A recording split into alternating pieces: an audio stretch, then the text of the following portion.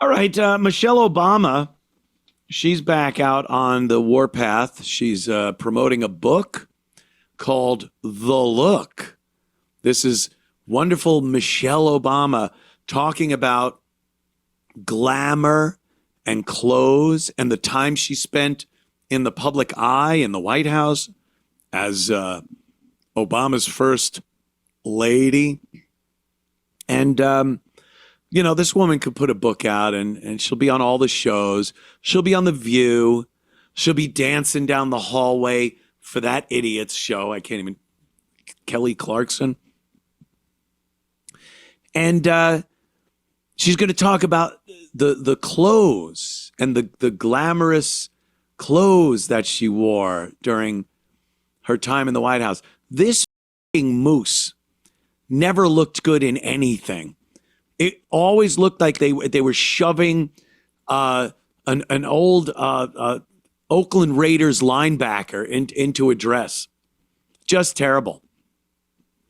And all the magazine covers and all the articles, she's so beautiful. Meanwhile, Melania, who is a model, they won't put her on anything. And they never talk about her glamour or the way she dresses or anything. So obviously it's all bullshit. But she's out there, and she was also talking about her time in the White House and the difficulties the Obama has had. The first black family in the White House there. And, that must have been so tough in this horribly racist country that, elected the black guy to be president. The majority population, white, elected the black guy to be president. But they have to be the victim. It doesn't matter what is achieved or how you were really treated. And believe me, there were people that did not like the Obamas because they were black. No other reason, There is real racism out there, not a lot of it. But the vast, vast majority of the United States of America, they had a problem with his policies, the fact that he's a Democrat and a liberal, and his kind of, he would always go with defense of black criminals. Remember that? If I had a son, he'd look like Trayvon. And that was annoying. That was the annoying part. But no one went like, oh, ew, I don't like the color. It's just the color. Nothing else. Personality, his policies, his hypocrisy, his bias toward the... No, I don't care about that stuff. Look at him. He's brown. Hi, this is Anthony Cumia. And hello, I am Gavin McInnes. Together, we're Compound Censored. And we'd like you to subscribe to our network that has more fantastic content you could shake a stick at. Use this promo code for a one-time super offer. Do it. It's uncensored and oh so entertaining. That racism doesn't exist. It just doesn't in this country. Maybe in some basement of a mental institution somewhere. But people don't dislike people of different races because of their color or anything like that.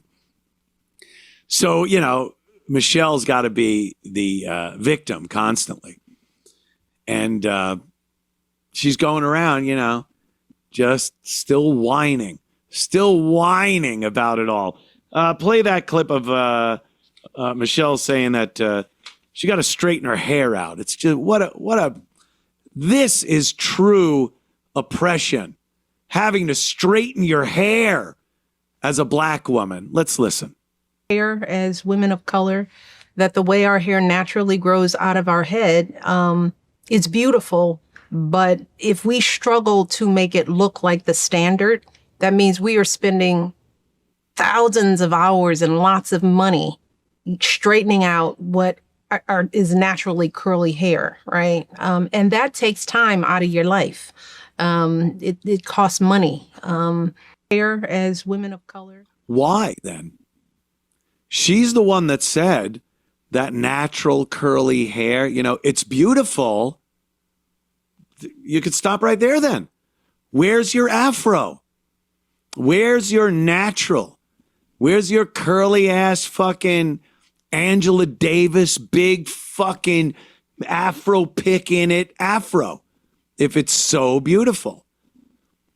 But black women don't think that their natural hair is beautiful. They just don't. They're amongst some of the most self-hating people out there. And, you know, whatever reason it is, I don't even want to get into that today, but they don't like their natural hair.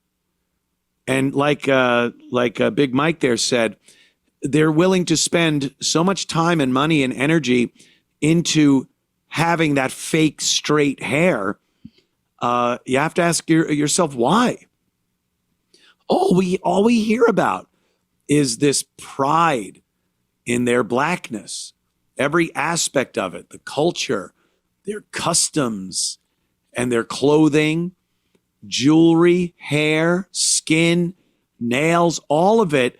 You know, if a white person has the fucking balls, the unmitigated gall to wear hoop earrings or cornrows, they're instantly called out for cultural appropriation. Why would black women, if they are so proud and so protective of their looks and their cultural hairstyles and jewelry, then why not wear them? Why not wear just cornrows or dreads or a big natural afro? Why are you straightening your hair? Why are you going to Home Depot, getting nylon boat rope and sewing it onto your scalp so you have something to fling over your shoulder, even if it has nothing to do with hair? It doesn't look like hair. It doesn't feel like hair. It's nylon rope that you use to tie the fenders onto your boat so when you pull up to the dock, it doesn't scratch your boat. That's what they're sewing into their fucking hair. But you know, Michelle says natural hair is beautiful as you look at her, and her hair always looks terrible. It always looked like someone trying so hard to rip a brush or any chemicals through it to try to straighten it out, but it's still got that frizz that stands off of her neck. It won't stay down like a regular straight hair. So another angry black woman that's jealous and self-hating about the way she looks, and it's just how it goes. Sorry. Move to Zimbabwe. They all have a big natural afro there. How about that? Kashmir Saab. How about that? And so Barack has been out too. Barack and Big Mike and AOC and Bernie, and they're all out now. You notice that? I wonder what tomorrow is. Oh, election day. So, you know, they all pop up again and look around and go, oh, who am I backing? What do I have to say? What lies do I have to tell about Trump and this one and that? And then they just disappear for a little while. It's so obvious and such bullshit. But they're out there. They're out and about. And MSNBC, soon, very soon, to be MSNOW, and have even less people watching than are watching right now, if that is even possible. Cat's on the chair now behind me. Hi, boy. Hello. Where are you? He's over there. So MSNBC, they cream every time an Obama says anything. And of course, they have kind of a confused, altered view of what the United States was under a Obama presidency. And they just run with the lies, which, by the way, is why there won't be an MSNBC after the first of the year. There will be MSNOW, and nobody will be watching at all. So here's a host, waxing fantastic, remembering the Obama years through those rose-colored lenses. Let's watch. But I think what's most important is that when they see Barack Obama, people remember a time in America where there was unity. They remember a time when there was calm, when they saw that there was actual opportunity for their families. And the contrast between the hate that the Republicans on the MAGA side keep pushing and someone who is very calm and collected and saying, look, this is where we are in America, but we don't have to be. Remember when I was president? But I think what's most important is that. Can you, they just, unity? Look, I will admit to the fact that it wasn't as divided during Obama as it is now, because we are at peak division in this country right now. Peak. But if you had to look for a presidency that started the division, that really started, you know, hey, look, we're America. We've always had our differing opinions. We've had division in presidential elections, how we would like certain things run, but we always considered ourselves fellow Americans. That ain't even going on now. Now we just despise people and wish them dead. And, you know, it's crazy divided now. But you want to find that first fracture of division that led to this? Barack Hussein Obama, my friends. So when they're talking about the unity we had and peaceful, what? First of all, who are the ones not being peaceful right now? The crazy liberal left, the mental patient left, Antifa, and all the mental patients that go out protesting and resort to violence against law enforcement, against anyone with a differing opinion. It wasn't conservatives rattling shots off at people like Charlie Kirk and Donald Trump and others, and resorting to physical violence in the streets.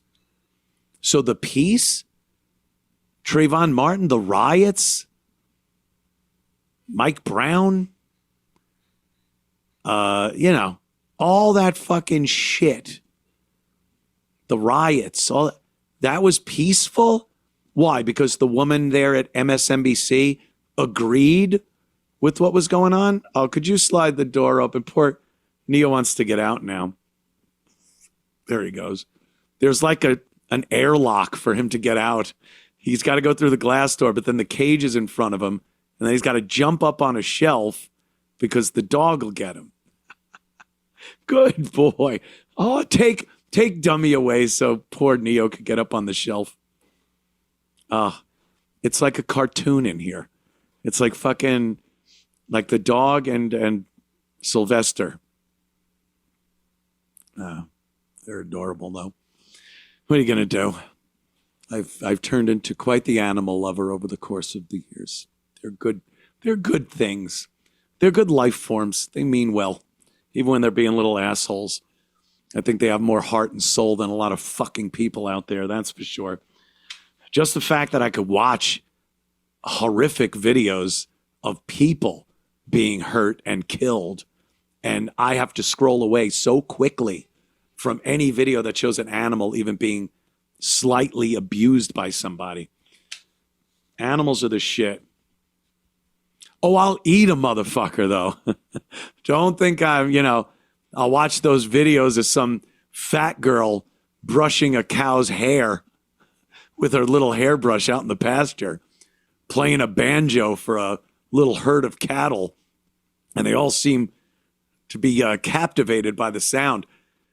Bolt that motherfucker's head and start carving him up. I need me a ribeye. So, but you know, dogs got personality. Here is, this is awesome. There was a video that went around, and it was just disgusting. It showed two young black children. They were in diapers. I don't even know. Like, I can't tell the age of kids. So it's like, oh, well, what are they, like a year or 4? In that range, I have no idea. But they were like, they were babies, toddlers in diapers. And they're bouncing on these filthy fucking mattresses with food and garbage thrown all over the floor. The walls of this place were filthy. Like it was disgusting.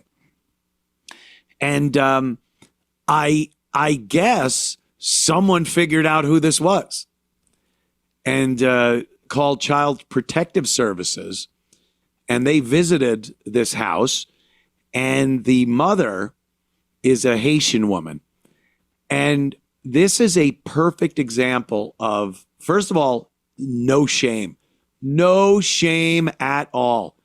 This woman is defiant and telling the cops and the Child Protective Service woman that's there that she's doing a great job. And screw them for thinking she's a bad mother. And this is fine. The garbage, the fine, their kids, they play, they do. And meanwhile, you wouldn't put a POW in this kind of environment. It's the attitude. And she's using the fact that she's Haitian to try to excuse the filth and the fact that the kids are running around in a dangerous environment. And she's got an interesting take on the shower. Obviously they want to see if there's a shower in the place for the kids to clean up in.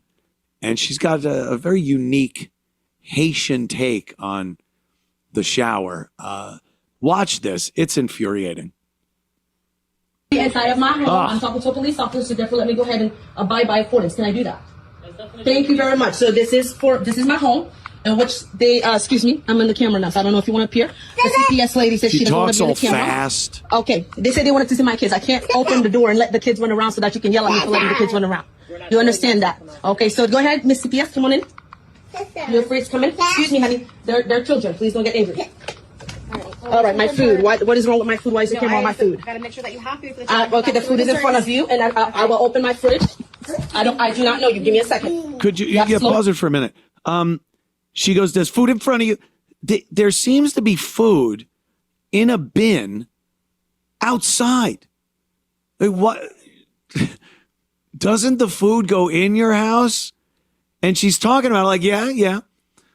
She's got her attitude reminds me of George Costanza in the Seinfeld episode where he's taking the IQ test and he gives it to Elaine to take. And when Elaine screwed up and his girlfriend who's giving Elaine or giving George the IQ test comes in the room and goes, where'd you get the sandwich? Oh, it's in my pocket. Where'd you get the coffee? I went to the store. I went out the window. Like it's so as a matter of fact, like you shouldn't even be thinking of this. Oh, the food's right there. It's in a bin outside on your grass. Why? Your refrigerator is disgusting. The beds are brown with filth and bugs and who knows what. All right, roll them. Now, my fridge, my sink, the bathroom is in the back. Okay, take a second. Mm-hmm. Excuse me, honey. There's people. Back up. This is a mess because it's an efficiency, so therefore the kids need activity to be, activitatious. This is not very safe. And that's safe. This is mushroom. This is cereal. You know why I have the box of cereal out here? Mm-hmm. And in the backyard there's a playground. And there's sun in the backyard, and I am a broke mom, single mom, in which I can already. Where do the kids sleep? Right there. The bed is on the floor. The bed is dirty. The bed is fine. No, the bed is dirty. Please come check the bed. Please come check the bed. Okay. Please come check the bed. Please bring your tools, because you just called me dirty, and you just called me a horrible mother. Please get inside my home. Please get inside my home. You just called me dirty and a horrible mother on a Monday morning. Sean, why is the video froze? Hey, there we are. Are we back, Sean? We're back up. Yeah, we're live. We're live? Yep. Going at good. Okay. Where were we? Some filthy Haitian. When we last left you. Meanwhile, there was some filthy Haitian. Don't mind that. That's Missy making a smoothie. That'll stop in a moment. But yeah, okay. Let's take it from where we were. Yeah, right about there. Cool.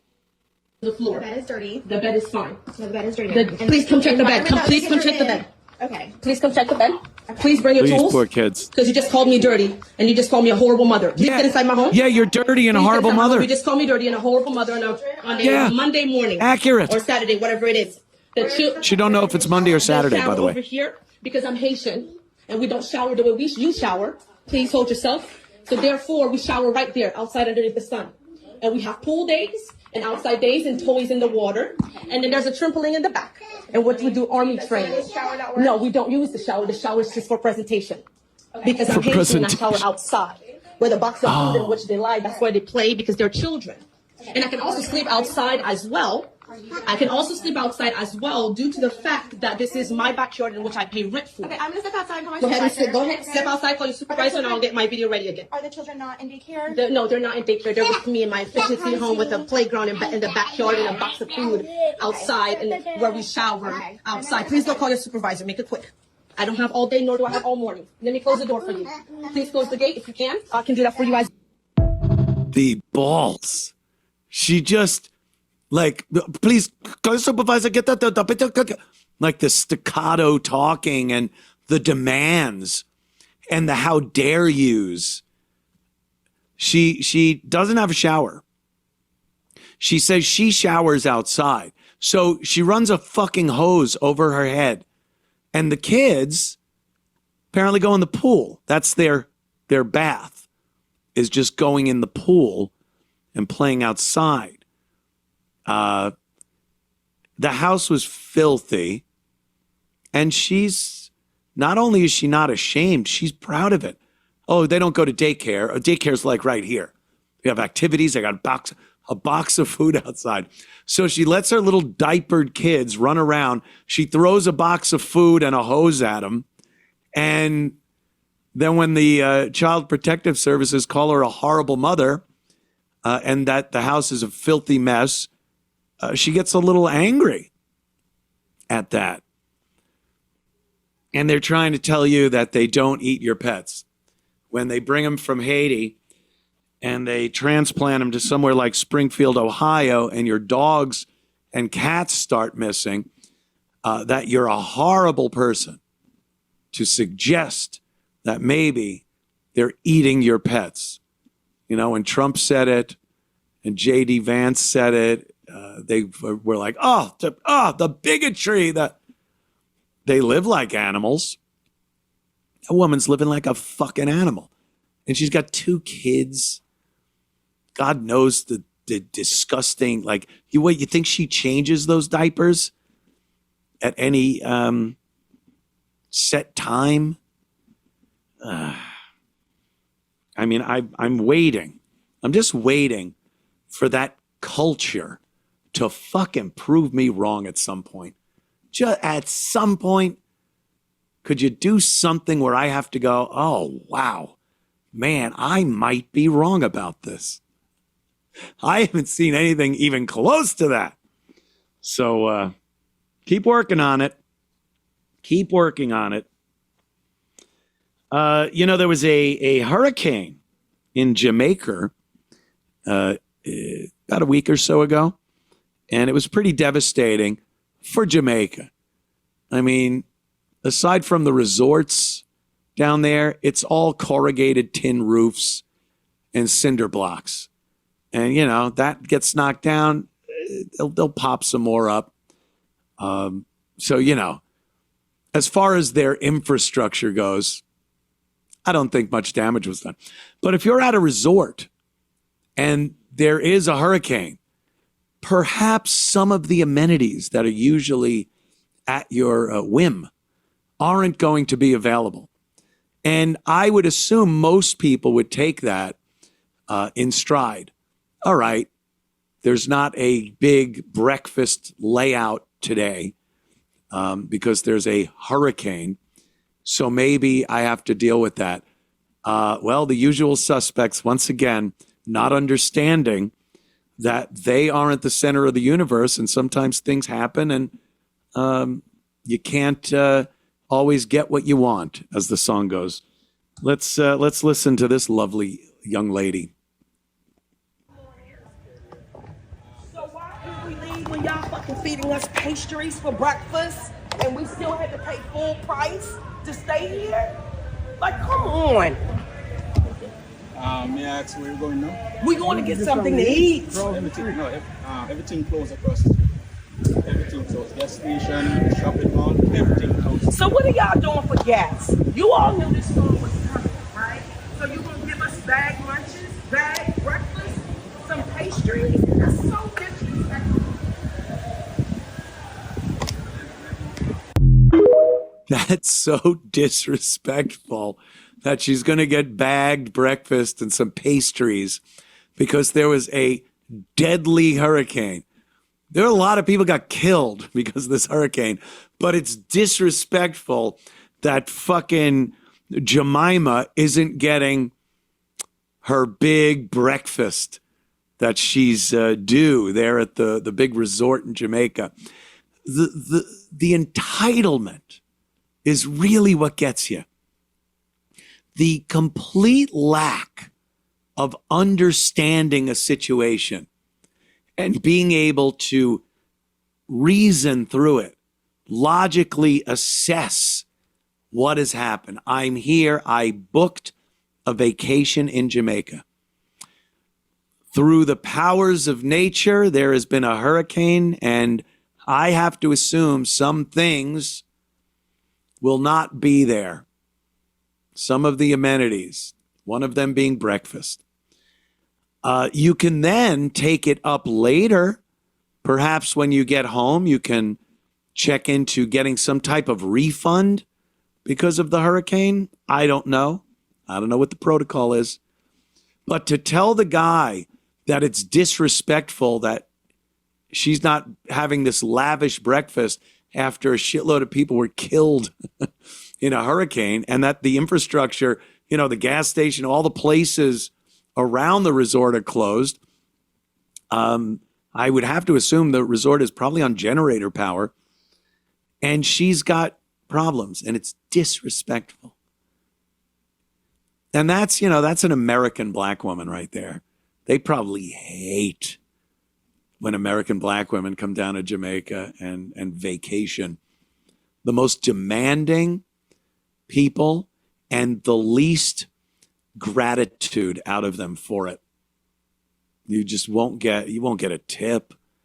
You think at the resort she's tipping anybody for better service, as she says that it's degrading that after a deadly hurricane she's not getting a giant bacon and egg breakfast.